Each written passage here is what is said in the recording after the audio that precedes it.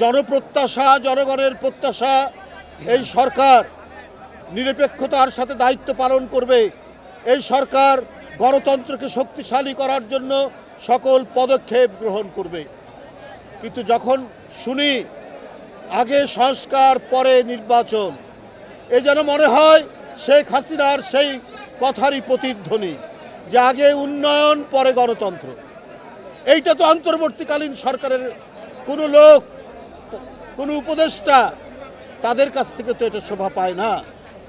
বন্ধুরা আমার, যে গণতন্ত্রের জন্য, যে অবাধ সুষ্ঠু নির্বাচনের জন্য 16 বছর ধরে এদেশের গণতন্ত্রকামী মানুষ, জনগণ অপেক্ষা করেছে, লড়াই করেছে, রক্ত ঝরিয়েছে, নিজের জীবন উৎসর্গ করেছে, সেই অবাধ সুষ্ঠু নির্বাচন নিয়ে এত দ্বিধা কেন, এত গড়িমসি কেন?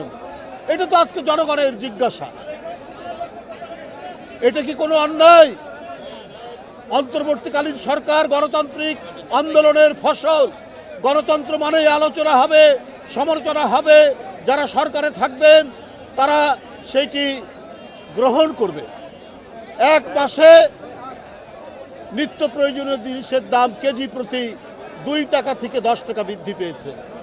তো সরকারের এই যে দৃষ্টিহীনতা, আমি বলবো যে বাজারের মূল্য যে বৃদ্ধি পাচ্ছে, এই ক্ষেত্রে যে পদক্ষেপ গ্রহণ না করা, দৃষ্টি না দেওয়া, এর জন্য কি সমালোচনা করা যাবে না?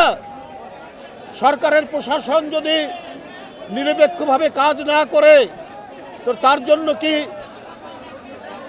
কোনো সমালোচনা করা যাবে না?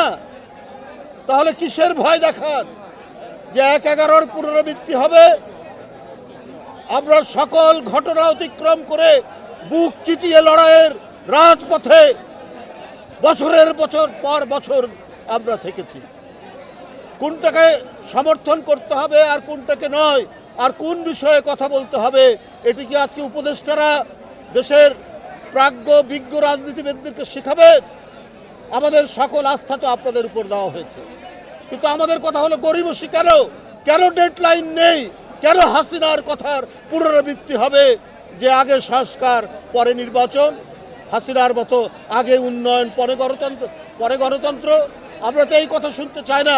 আরে সংস্কার তো হচ্ছে একটা চলমান প্রক্রিয়া, যুগের পর যুগ চলতে পারে সংস্কার, নানা কারণেই নতুন নতুন সংস্কার হতে পারে।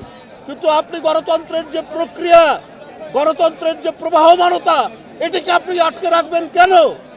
এটার জন্য তো গণতন্ত্র বড় মানুষ, পলিটিক্যাল ডেভেলপমেন্ট সবগুলোই তো হচ্ছে নির্ভর করে আপনি গণতান্ত্রিক প্রক্রিয়া কতটুকু চালু করেছেন, সেটির উপর আপনার ইয়ে করবেন।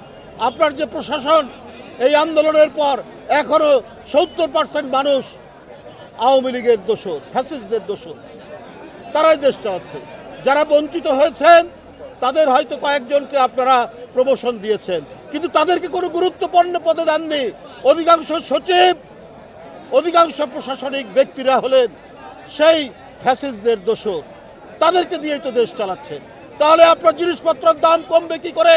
কি করে আইন শৃঙ্খলা আপনি নিয়ন্ত্রণ করবেন? কারণ ওরাই তো আপনার বিভিন্ন জায়গায় ঘাপটি মেরে আছে, কিন্তু তাদের বিরুদ্ধে আপনারা কোনো পদক্ষেপ নিচ্ছেন না। আজকে চুরি ডাকাতি বেড়ে গেছে, আজকে খুন জখম বেড়ে গেছে। কেন বেড়েছে? কারণ ওই দোসররা আপনার রন্ধ্রে রন্ধ্রে তারা ঢুকে